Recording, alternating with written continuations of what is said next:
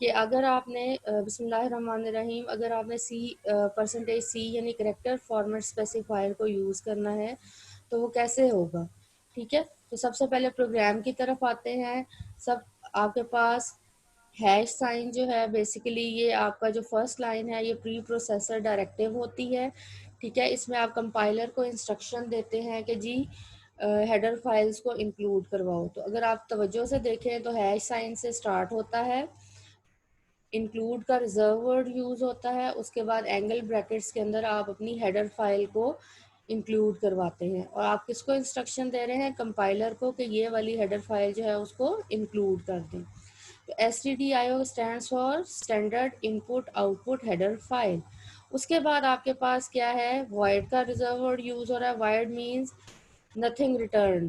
ठीक है, यानी आपको ये प्रोग्राम जो आपने लिखा है मेन प्रोग्राम, इसमें से कुछ भी रिटर्न नहीं हो रहा। ठीक, उसके बाद आपके पास जो अगला रिजर्व वर्ड है दैट इज मेन। अब मेन क्या चीज़ है, मेन आपका वो प्रोग्राम है जहाँ या फंक्शन, वो आपका फंक्शन है जहाँ से आपकी एग्जीक्यूशन स्टार्ट होती है। अगर आपके प्रोग्राम में मेन फंक्शन नहीं है तो आपकी एग्जीक्यूशन स्टार्ट नहीं होगी। उसके बाद बेटे आगे देखें कि आपके पास ब्रैकेट के अंदर जो है, पैरेंथेसिस के अंदर आपके पास वॉइड लिखा हुआ है। इसका ये मतलब है कि इस जो फंक्शन को हम कोई भी आर्ग्यूमेंट्स पास ऑन नहीं कर रहे। ठीक, उसके बाद अब हम करेक्टर को क्योंकि यूज़ करना है, करेक्टर परसेंटेज सी सीखने लगे हैं, यानी फॉर्मेट स्पेसिफायर परसेंटेज सी सीख रहे हैं, तो जाहिर है जो हमारे पास हम वेरिएबल्स को यूज़ करेंगे वो भी आपके पास क्या होंगे, करेक्टर ही होंगे। तो आपने यहाँ पे लिखा सबसे पहले करेक्टर जो है आपकी डेटा टाइप है CHAR। ठीक है, डेटा टाइप मतलब वो कंटेनर जिस तरह का हम वेरिएबल लेना चाहते हैं। तो करेक्टर जो है आपके पास वो कितनी नंबर ऑफ बाइट्स लेता है, ओनली 1 बाइट। ठीक है, जिसके अंदर कोई ना कोई अल्फ़ाबेट, चाहे वो स्मॉल अल्फ़ाबेट है या वो कैपिटल अल्फ़ाबेट है, वो इसके अंदर स्टोर हो सकता है। तो पहला जो वेरिएबल हम ले रहे हैं वो CH1 है, यानी करेक्टर 1 है, और कॉमा के साथ सेपरेट करेंगे और अगला आपके पास क्या हो जाएगा, CH2 यानी करेक्टर 2। उसके बाद आप अगर तवज्जो से देखें तो आपने यहाँ पे टर्मिनेटर सिंबल, जिसको मैंने क्या कहा था, एंडिंग डेलीमीटर, वो इंक्लूड करवाया। अब एंडिंग डेलीमीटर का क्या मतलब है कि यहाँ आपकी स्टेटमेंट कंप्लीट हो गई। जैसा इंग्लिश के अंदर आप जब भी कोई आपका सेंटेंस कंप्लीट होता है तो फुल स्टॉप लगाते हैं। अच्छा जी, उसके बाद बेटे अब आ जाए प्रिंट एफ पे। प्रिंट एफ आपका कौन सा फंक्शन है, print F is an output function जो कि क्या करता है, जो भी चीज आप प्रिंट करवाना चाहते हैं उसको वो क्या करवा देता है, प्रिंट करवा देता है। ठीक, तो अब यहाँ पे हमने अब देखें कि एज इट इज प्रिंट करवाना है तो डबल कोट्स के अंदर जो भी चीज आपने प्रिंट करवानी हो वो एज इट इज प्रिंट होती है। लेकिन उससे पहले एस्केप सीक्वेंस लगा हुआ है \n का। अब ये \n बेसिकली क्या कर रहा होता है आपके पास, ये न्यू लाइन के लिए यूज होता है, यानी एक लाइन को छोड़ के अगली लाइन में ये चीज एज इट इज प्रिंट हो जाएगी। अब कैसे प्रिंट हो जाएगी, enter 2 characters separated by comma. अब ये वो इंस्ट्रक्शन है जो आप यूजर को गाइड कर रहे हैं कि मुझे 2 कैरेक्टर्स दो। वरना तो कर्सर अगर ब्लिंक करता रहे और आप उसको गाइडलाइन ना दें तो यूजर को क्या पता, वो कैरेक्टर की बजाय कोई नंबर दे दे, कोई फ्लोट दे दे, कोई ऐसी चीज दे दे जो कि एक्सेप्टेबल नहीं है। तो आप यूजर को गाइड करते हैं कि जी ये एंटर करो, उसको बताते हैं कि ये एंटर करो तो हमारा प्रोग्राम काम करेगा। उसके बाद स्कैन का फंक्शन है। स्कैन का फंक्शन मैंने क्या बताया था कि ये इनपुट फंक्शन है, प्रिंट आउटपुट फंक्शन है, यानी स्क्रीन डिस्प्ले के लिए यूज होता है। और स्कैन जो है वो इनपुट फंक्शन है, यानी जब जब यूजर कोई नंबर, कोई वेरिएबल यानी कोई वैल्यू एंटर करेगा, कोई कैरेक्टर एंटर करेगा, तो जाहिर है उसको स्टोर करने के लिए रिसीविंग एंड पे कोई चीज़ तो होनी चाहिए। तो वो कौन सा फंक्शन है, स्कैन का। ठीक है, तो उसके अंदर अगर आप देखो तो सबसे पहले आपके पास कंट्रोल स्ट्रिंग है। कंट्रोल स्ट्रिंग में डबल कोट्स के अंदर है परसेंटेज सी, यानी आपने 2 कैरेक्टर्स लिए हैं तो आपको कितने जो हैं वो फॉर्मेट स्पेसिफायर्स लगाने पड़ेंगे, 2। ठीक है, और परसेंटेज सी जो है ये वाला जो पहला है ये किसके साथ लिंक हो जाएगा, and first and sign character के साथ। अब ठीक है, और जो दूसरा परसेंटेज सी है वो दूसरे करेक्टर के साथ क्या हो जाएगा, लिंक हो जाएगा। तो आप इसको बेशक एरोज लगाकर मार्क भी कर लें। ठीक है, उसके बाद आपके पास क्या हो रहा है कि परसेंटेज यानी, और ये these are separated by the comma. अच्छा, अब ये भी कॉमा है दो कॉमास के अंदर, यानी कंट्रोल स्ट्रिंग हमेशा आपकी किस में होगी, कॉमास के अंदर। उसके बाद ये कॉमा बेसिकली क्या है, सेपरेटर है। ये क्या करता है, कंट्रोल स्ट्रिंग को वेरिएबल लिस्ट से सेपरेट कर देता है। अब वेरिएबल लिस्ट क्या है, ये and sign character 1 and and sign character 2। अच्छा जी, एंड परसेंट का साइन क्यों यूज हो रहा है, ये बेसिकली इसलिए है कि access that variable by address, क्योंकि अब जो वैल्यू यूजर ने दी है उसको इस करेक्टर की स्पेस के ऊपर जाकर स्टोर कर दो। ठीक हो गया। तो पहला जो एंड साइंस करेक्टर आप करेक्टर 1 है वो किसके साथ लिंक हो जाएगा, पहले परसेंटेज सी के साथ। और जो दूसरा एंड परसेंट करेक्टर 2 है, वो जो वैल्यू यूजर ने दूसरा वेरिएबल एंटर करा है वो किसके साथ अटैच हो जाएगा, दूसरे वाले आपका ये जो है परसेंटेज सी यानी फॉर्मेट स्पेसिफायर के साथ। ठीक हो गया। अब आप क्या कर रहे हैं, इसको डिस्प्ले करवाना है आपने।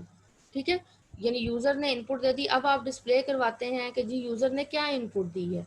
तो प्रिंट एफ का फंक्शन दोबारा आएगा। प्रिंट एफ के फंक्शन में भी अगर आप तवज्जो से देखो तो आपके पास पहली जो है यहाँ से लेकर ये पहली कंट्रोल स्ट्रिंग है जो डबल कोट्स के अंदर है, फिर सेपरेटर है कॉमा, और उसके बाद बेटे list of variables character 1 and character 2 है। अब जरा तवज्जो से देखें, बैक स्लैश एन मैंने क्या बताया था, कंट्रोल एस्केप सीक्वेंस है। ये बेसिकली जो आपकी स्क्रीन क्लैरिटी और जो फॉर्मेटिंग ऑफ द टेक्स्ट होता है उसके लिए यूज होते हैं। ठीक। अब क्या है, द टाइप्ड करेक्टर्स आर, बेटे अभी आवाज आ रही है आपको मेरी, can you hear me? Yes ma'am. Okay. So अब आपके पास क्या है यहाँ पे कि आपने अब ये परसेंटेज सी किससे रिप्लेस हो जाएगा। अब ये तवज्जो से एक चीज याद रखना कि प्रिंट एफ के अंदर एंड का सिंबल नहीं डलना।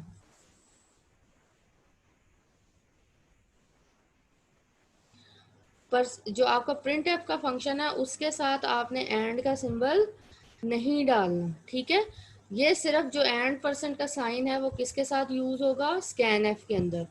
प्रिंट एफ में सिर्फ आपने यही चीज लिखी। अब ये जो करेक्टर 1 है ये किसके साथ रिप्लेस हो जाएगा, जो करेक्टर 1 की वैल्यू होगी वो किसके साथ रिप्लेस हो जाएगी, पहले परसेंटेज सी के साथ। ठीक है, और इसी तरह जो आपका करेक्टर 2 है उसकी वैल्यू किसके साथ रिप्लेस हो जाएगी, परसेंट जो सेकंड आपके पास फॉर्मेट स्पेसिफायर है उसके साथ। तो आप यहाँ पे भी बेशक एरो लगा लें कि कौन सा किससे लिंक हो रहा है ताकि आप कंफ्यूज ना हो। ठीक है, उसके बाद क्या हुआ, आपने इसको क्लोज किया, टर्मिनेटर सिंबल लगाया जिसको हम क्या कहते हैं, टर्मिनेटर ही कहते हैं, आपने सेमीकोलन नहीं बोलना। ठीक है, उसके बाद नीचे आ जाओ तो आपके पास क्या आ गया, गेट करेक्टर। अब गेट करेक्टर में बेसिकली आपके पास क्या, गेट करेक्टर यानी आप थोड़ी देर के लिए स्क्रीन को होल्ड करना चाह रहे हैं। जैसे ही आप कोई भी एंटर प्रेस करेंगे, कोई भी चीज़ प्रेस करेंगे तो आपके पास रिजल्ट क्या आएगा कि स्क्रीन से वो आउट हो जाएगी चीज़। ठीक है, आउटपुट एंड हो जाएगी। अच्छा जी, अब आउटपुट डिस्प्ले कैसे होते हैं, यूजुअली आपकी ये यहाँ पे देखो, enter two character separated by comma, यानी वो आपको गाइड कर रहा है। कौन गाइड कर रहा है, प्रोग्रामर जिसने प्रोग्राम बनाया है। तो आपने पहला करेक्टर दिया ए, फिर आपने क्या कहा कॉमा, फिर आपने क्या दिया बी। ठीक हो गया। उसके बाद क्या है, अब वो जो दूसरा प्रिंट एफ, अब ये वैल्यूज कहाँ स्टोर हो गई हैं, स्कैन एफ के थ्रू स्टोर हो गई हैं रैम के अंदर। ठीक है, उसके बाद जो दूसरा प्रिंट एफ लगा हुआ था उसके साथ क्या हुआ, उसने क्या किया कि पहली जो वैल्यू थी ए आ गई, यानी परसेंटेज सी ने वैल्यू रिप्लेस कर दी, और यहाँ पे दूसरी जो है वो भी आपके पास क्या हो गई, वैल्यू करेक्टर 2 की वैल्यू भी क्या हो गई, रिप्लेस हो गई। तो इस तरह से आपका परसेंटेज सी जो है वो काम करेगा। अच्छा जी, एस्केप सीक्वेंसेस हैं बेटे। अब ये जब तक आप प्रैक्टिस नहीं करेंगे, ये मैंने आपसे डिस्कस पहले भी की थी, अभी जब प्रोग्राम का एग्जीक्यूट करवाऊंगी तो उसके अंदर फर्दर एक्सप्लेन करूंगी। अच्छा जी, यहाँ आपके पास आ जाते हैं ऑपरेटर्स ऑफ सी लैंग्वेज। ठीक है, अब ऑपरेटर क्या होता है, बेसिकली ये वो चीज़ होती है जो कि वेरिएबल्स के ऊपर कोई ना कोई आपने एक्शन परफॉर्म करवाना हो। ठीक है, वेरिएबल्स के ऊपर भी हो सकता है और कांस्टेंट वैल्यूज के ऊपर भी हो सकता है। तो देखें, expressions consist of constants and variable combined together with operators. अच्छा, दो वेरिएबल्स भी हो सकते हैं, दो से ज़्यादा वेरिएबल्स भी हो सकते हैं, इसी तरह दो कांस्टेंट्स भी हो सकते हैं, दो से ज़्यादा भी हो सकते हैं। ठीक, अच्छा, अब आपने एक चीज़ का ख्याल रखना है कि कुछ ऑपरेटर्स आपके पास बाइनरी होते हैं, जिस तरह प्लस का ऑपरेटर जो है वो बाइनरी है, यानी अगर आपने ऐड करना है तो आपको कम से कम दो जो है वैल्यूज़ चाहिए, यानी 2 + 4, 2 प्लस का ऑपरेटर आया एंड 4 इज अनदर वैल्यू, तो आपको दो वेरिएबल्स चाहिए, ठीक है। तो आपका प्लस माइनस मल्टीप्लिकेशन डिवीजन, ठीक है, ये क्या है, बाइनरी ऑपरेटर्स हैं, यानी इनको दो वेरिएबल्स होंगे, दो कांस्टेंट्स होंगे या कॉम्बिनेशन होगा तो ये काम करेंगे, अदरवाइज ये काम नहीं करेंगे। कैलकुलेटर अगर आपके पास है उसको खोलें, उसके ऊपर देखें 2 प्लस करके बैठे रहें, कोई रिजल्ट नहीं आएगा। अगर आप इज इक्वल टू का सिंबल जैसे ही प्रेस करेंगे तो आपको सिंटेक्स एरर दे देगा। रीज़न क्या है कि वो एक्सपेक्ट क्या कर रहा था कि जी मुझे दूसरी वैल्यू दो, लेकिन आपने दूसरी वैल्यू नहीं दी, आपने इक्वल टू का ऑपरेटर डाल दिया, ठीक है। तो अब ये जो आपके पास होंगे यानी अरिथमेटिक ऑपरेटर्स जो हैं, ये आपके पास क्या है, बाइनरी ऑपरेटर्स हैं, यानी इनको एग्जीक्यूट होने के लिए दो या दो से ज़्यादा वैल्यूज़ की ज़रूरत होती है, ठीक है। जैसे जैसे अब हम करते जाएंगे तो इंशाल्लाह ये देखते जाएंगे। उसके बाद ऑपरेटर्स की अगली टाइप जो है वो कौन सी है, असाइनमेंट ऑपरेटर्स, यानी आप अब वैल्यूज़ असाइन कर रहे हैं, वेरिएबल्स को क्या कर रहे हैं, वैल्यूज असाइन कर रहे हैं। तो उसके अंदर सिंपल असाइनमेंट्स भी हैं, जिस तरह a = 10, a = 15, या a = c, यानी a जो है वो करेक्टर वेरिएबल है और c जो है उसकी वैल्यू है। तो ये आपके क्या है, असाइनमेंट ऑपरेटर्स हैं, जिसके अंदर आप वैल्यूज असाइन कर रहे हैं, ठीक है। तो असाइनमेंट ऑपरेटर्स में दो तरह के आपके पास ऑपरेटर्स होंगे, पहले सिंपल असाइनमेंट जैसे मैंने एक्सप्लेन की, और फिर जो कंपाउंड ऑपरेटर्स हैं, कंपाउंड असाइनमेंट है, यानी उसके अंदर दो एक्शंस होंगे, वो इंशाल्लाह हम देखेंगे कि वो कैसे होते हैं। अच्छा जी, उसके बाद आपके पास है रिलेशनल ऑपरेटर्स। अब रिलेशनल ऑपरेटर्स में भी आपके पास दो वैल्यूज़ का होना ज़रूरी है। जैसे अगर मैं कहूँ कि शी इज़ टॉलर देन हर, तो आपको दो वैल्यूज चाहिए ना बताने के लिए कि जी टॉलर है या स्मॉलर है, इस तरह से, ठीक है। तो रिलेशनल ऑपरेटर्स में ये जो आप देखते हो, is equal to, not equal to, greater than, less than, greater than equal to, less than equal to, ये आपके क्या होते हैं, रिलेशनल ऑपरेटर। यानी इन रिलेशन आप कंपैरिजन करके बताते हैं कि ये है या ये नहीं है, ठीक। अ, उसके बाद बेटे आ जाएंगे लॉजिकल ऑपरेटर्स। ये आपने चैप्टर नंबर 1 और 2 में भी देखे थे। तो लॉजिकल ऑपरेटर्स में मैंने आपको बताया था कि ये बेसिकली कंडीशन के साथ जो है वो इम्प्लीमेंट होते हैं, या कंडीशन को ट्रू करवा देते हैं या कंडीशन को क्या करवा देते हैं, फॉल्स करवा देते हैं। अब यहाँ पे ये किस तरह यूज़ होंगे कि आप लोगों ने पहले भी देखा था कि एंड किस लिए यूज़ होता था, कि जब आपकी सारी कंडीशंस जो हैं वो ट्रू होंगी तो रिजल्ट क्या आएगा, ट्रू होगा। अदरवाइज कोई एक कंडीशन, 11 कंडीशंस हैं, अगर 10 कंडीशंस ट्रू हैं और एक कंडीशन फॉल्स है तो एंड के केस में क्या हो जाएगा, जो आपका रिजल्ट आएगा वो फॉल्स ही होगा। इसी तरह जो और का लॉजिकल ऑपरेटर है, और लॉजिकल ऑपरेटर में क्या चीज़ होती है कि आपके पास अगर 11 कंडीशंस हैं, 10 conditions are false but 1 is true, तो और का जो आपका लॉजिकल ऑपरेटर होगा वो क्या रिजल्ट रिटर्न करेगा, ट्रू, ठीक है। और इसी तरह आपके पास नॉट का लॉजिकल ऑपरेटर था, उसके अंदर आपके पास क्या होता है कि जो भी वैल्यू है उसका रिवर्स कर दो, अगर यानी 1 है तो उसको 0 कर दो, और अगर 0 है तो रिजल्ट क्या कर दो, 1 कर दो, ठीक है। तो ये उसका यानी जो भी आपकी आउटपुट आती है उसको नॉट का जो ऑपरेटर लॉजिकल ऑपरेटर है वो उसको क्या कर देता है, रिवर्स कर देता है, ठीक हो गया। उसके बाद आपके पास है इंक्रीमेंट एंड डिक्रीमेंट ऑपरेटर्स। ये आपके पास हैं यूनरी ऑपरेटर्स। यूनरी ऑपरेटर्स का क्या मतलब होता है कि इसको दो वैल्यूज़ की ज़रूरत नहीं है, बस एक आपके पास अगर वैल्यू है तो आप उसके साथ इंक्रीमेंट ऑपरेटर लगा देंगे तो ऑटोमेटिकली उसमें +1 करता जाएगा, और अगर डिक्रीमेंट ऑपरेटर लगा देंगे तो ऑटोमेटिकली उसके अंदर -1 करता जाएगा। तो आपने देखा कि आपके पास जो अरिथमेटिक ऑपरेटर है वो भी बाइनरी हैं, ठीक है। इसी तरह आपके पास जो रिलेशनल ऑपरेटर्स हैं वो भी आपके पास क्या हैं, बाइनरी हैं।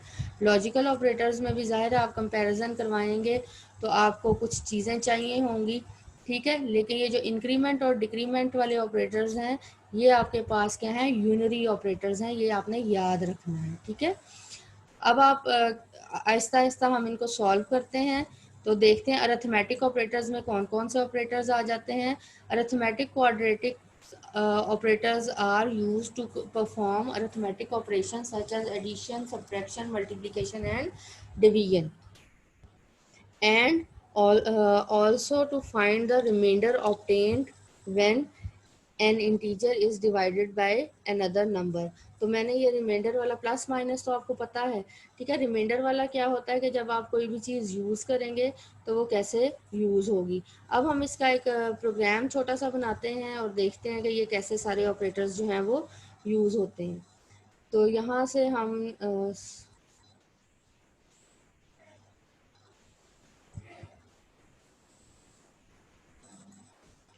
हाँ जी, अब यहाँ पे देखते जाएं आप कि मैं कैसे प्रोग्राम बना रही हूँ और आप भी इंशाल्लाह इसी तरह बना लेंगे, कोई मसला नहीं होगा इसमें।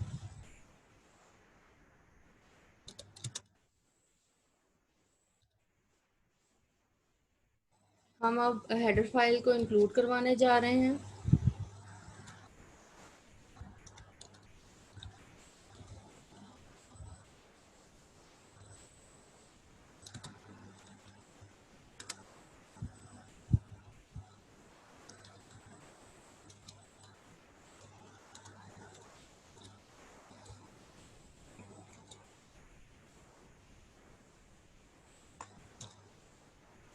अब मैं इसकी बॉडी बनाने जा रही हूँ, लेकिन एक चीज़ याद रखें कि सबसे पहले अब जो भी वेरिएबल्स आपने यूज़ करने हैं उनको आप क्या करवाएंगे, इनिशियलाइज करवाएंगे, ठीक है।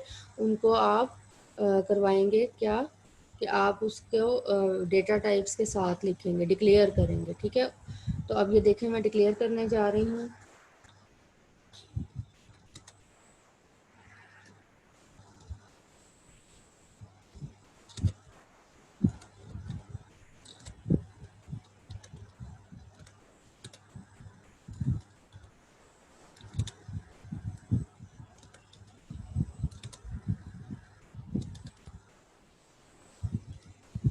हाँ जी, तो अब आप अगर स्क्रीन शेयर हो रही होगी आपके साथ इंशाल्लाह। तो अब यहाँ पे आपके पास क्या आ रहा है कि मैं क्या कर रही हूँ कि मैंने इंटीजर लिया, उसके अंदर दो वेरिएबल्स हैं ए और बी। सम जो यानी ऐड करवाऊँगी तो उसको किस में स्टोर करवाऊँगी, सम में। अगर उसको जो है वो प्रोडक्ट लूँगी तो वो किस में लूँगी, प्रोडक्ट के वेरिएबल के अंदर।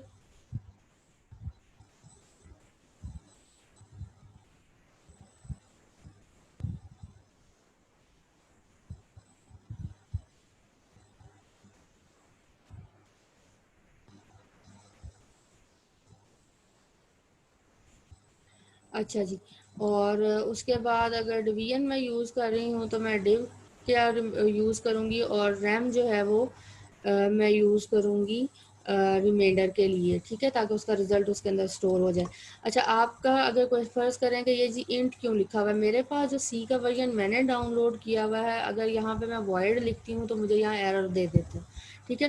टू गेट द रिज़ल्ट मैंने यहाँ इंट लिखा है, मैं डेफिनेटली नीचे भी इंटीजर ही रिटर्न करवाऊंगी, वो मैं इंशाल्लाह आपको अभी करवा कर दिखाती हूँ। प्रोग्राम अभी देखते जाएं आप, उसके बाद देखें आगे।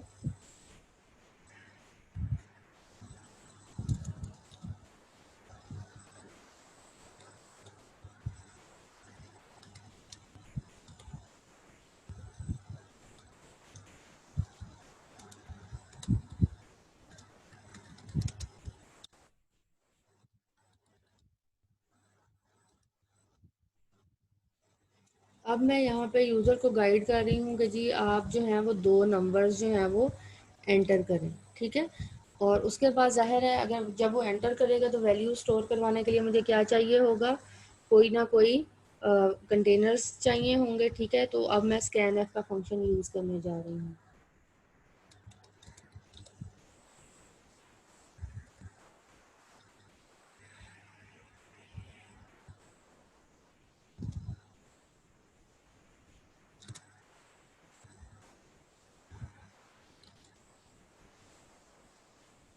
तो मैंने फॉर्मेट स्पेसिफायर्स लगाए, ठीक है। उसके बाद अब मैं लिस्ट ऑफ वेरिएबल्स जो हैं वो एंटर करूँगी, ठीक है।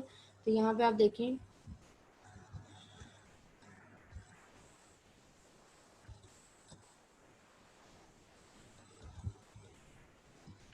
और आखिर में टर्मिनेटर हम लगा देंगे।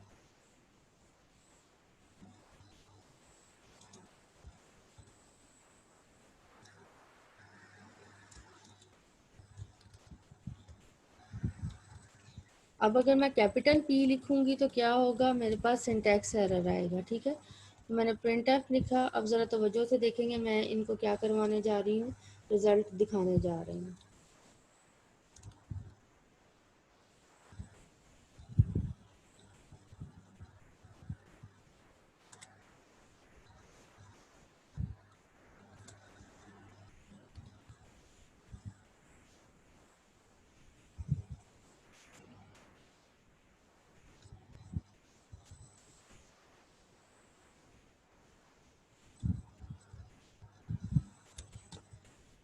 तो जो भी अब ये देखेंगे, जो भी रिज़ल्ट आएगा प्लस का, इनको ऐड करने के बाद वो रिज़ल्ट कहाँ स्टोर हो जाए, वो रिज़ल्ट स्टोर होगा, ठीक है। और वो आप डायरेक्ट भी ऐड करवा सकते हैं। अगर आप डायरेक्ट ऐड नहीं करवाना चाहते तो यहाँ पे आप सम करवा लें, sum is equal to A plus B, ठीक है। इसी तरह प्रोडक्ट लेना है,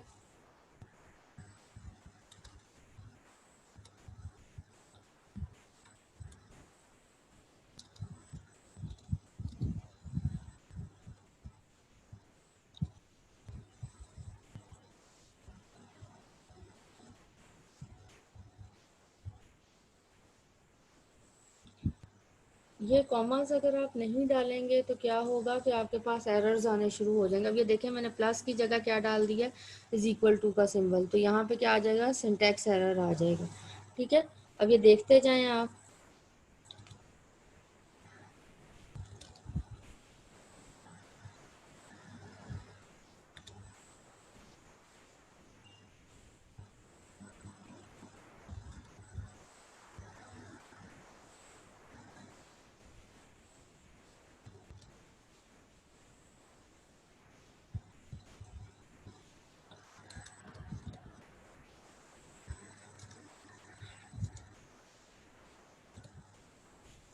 अच्छा, ये एक चीज़ नोट करें, मैंने यहाँ पे सब्ट्रैक्शन के लिए सब लिखा है, ऊपर इनिशियलाइज डिक्लेयर नहीं किया, तो मेरे पास एरर आएगा, इसलिए मैं यहाँ सब लिखकर उसको भी डिक्लेयर कर रही हूँ, ठीक है। और उसकी भी डेटा टाइप क्या है, इंटीजर है।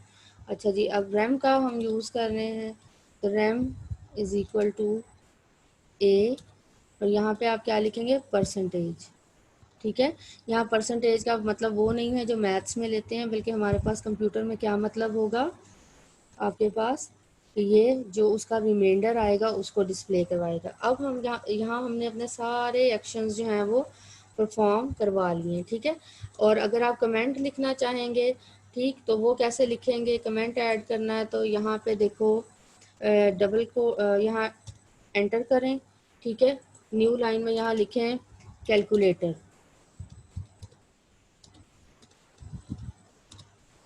ठीक हो गया। तो अब ये चीज़ जो है ये डिस्प्ले नहीं होगी।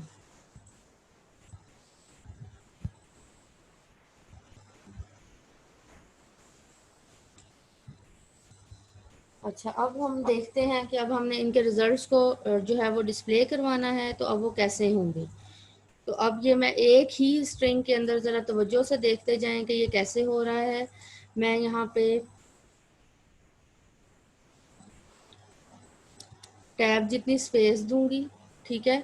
तो मेरे पास यहाँ पे जो है कंट्रोल स्ट्रिंग में क्या आता जाएगा, ये अब आप देखते जाएं कि मैंने कहाँ कहाँ प्लेस कर रही हूँ अपने एस्केप सीक्वेंसेस को।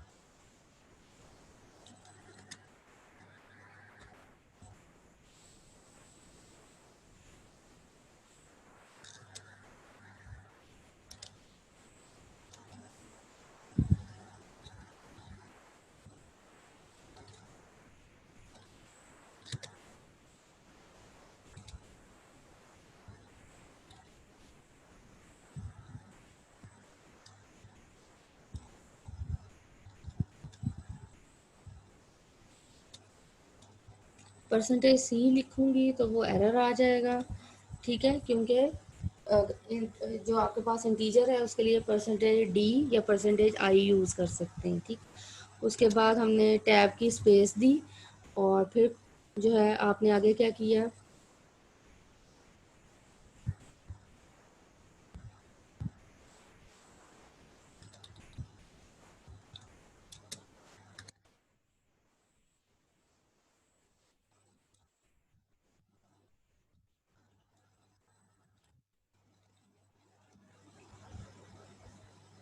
अब आपने ये सारे के सारे जो हैं कंट्रोल स्ट्रिंग लगा दी, ठीक है। अब यहाँ पे लिस्ट ऑफ वेरिएबल्स लिखेंगे।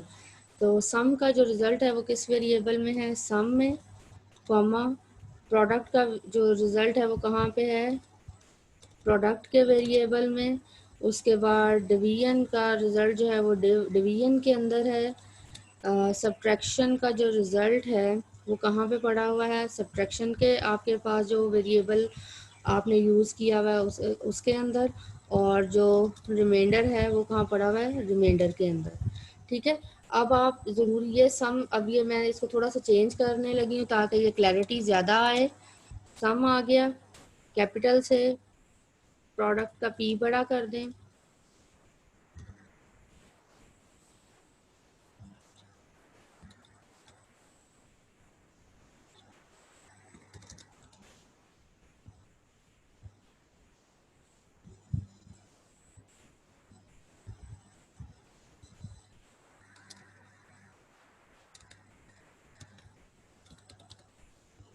ठीक है। तो अब आप अपने जो आंसर है उसकी क्लैरिटी के लिए ये कर रहे हैं, तो मैंने ये सारा, इसके बाद और कोई काम नहीं है मेरे पास, ठीक है। अब मैं क्या करूँगी, नेक्स्ट लाइन में वही बात जो मैं अब क्या करवाऊँगी, रिटर्न ज़ीरो। क्योंकि मेरे पास अगर मैं रिटर्न, मैंने इंटीजर यहाँ बाहर लिखा है, ठीक है, अगर मैं यहाँ से कुछ रिटर्न नहीं करवाऊँगी तो मेरे पास क्या आएगा, एरर आ जाएगा। तो यहाँ मैंने इसको क्लोज़ कर दिया। अब आप ये अपने प्रोग्राम को ज़रा तवज्जो से देखिए। अब हम देखते हैं कि क्या रिज़ल्ट आता है। इसको एग्जीक्यूट करने के लिए एग्जीक्यूट पे क्लिक करें और ये कंपाइल एंड रन, ठीक है। तब हम इसको कंपाइल एंड रन करते हैं, देखते हैं हमारे पास एरर्स आते हैं या नहीं आते। अच्छा जी, यहाँ पे ये कह रहा है कि इसको सेव करें, तो मैं इसको कैलकुलेटर के नाम से सेव कर रही हूँ। और बेटे ये इसकी एक्सटेंशंस को तवज्जो से देखें, और ये यहाँ क्या हो गया, सेव हो गया।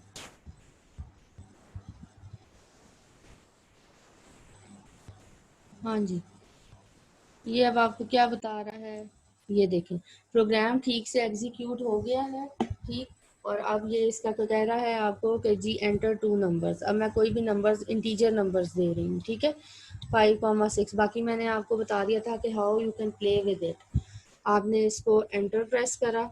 अब ये ज़रा तवज्जो से देखें, सम 108 आ गया, प्रोडक्ट आ गया, प्रोडक्ट देखें गलत है, ऐसा ही है। डिवीजन आ गई, डिवीजन का रिजल्ट भी नहीं आ रहा, सब्ट्रैक्शन का रिजल्ट ठीक आ रहा है और रिमाइंडर भी गलत आ रहा है। अब ये क्या हुआ, अब इसको करेक्ट करने के लिए जो है हम देखते हैं दोबारा, और इसको एग्जीक्यूशन टाइम 17.14 मिनट्स। और ये मैंने बैक स्लैश, ये टी क्यों आ रहा है, प्रॉपर स्पेसिंग क्यों नहीं आ रही, तो इसकी वजह ये है कि मैंने फॉरवर्ड स्लैश लगाई है। आपका प्रोग्राम आपको क्या अलाउ करता है, बैक स्लैश टी के साथ, ठीक है। चलें देखते हैं करके कि बैक स्लैश अगर लगाते हैं तो होता है या नहीं होता, ठीक।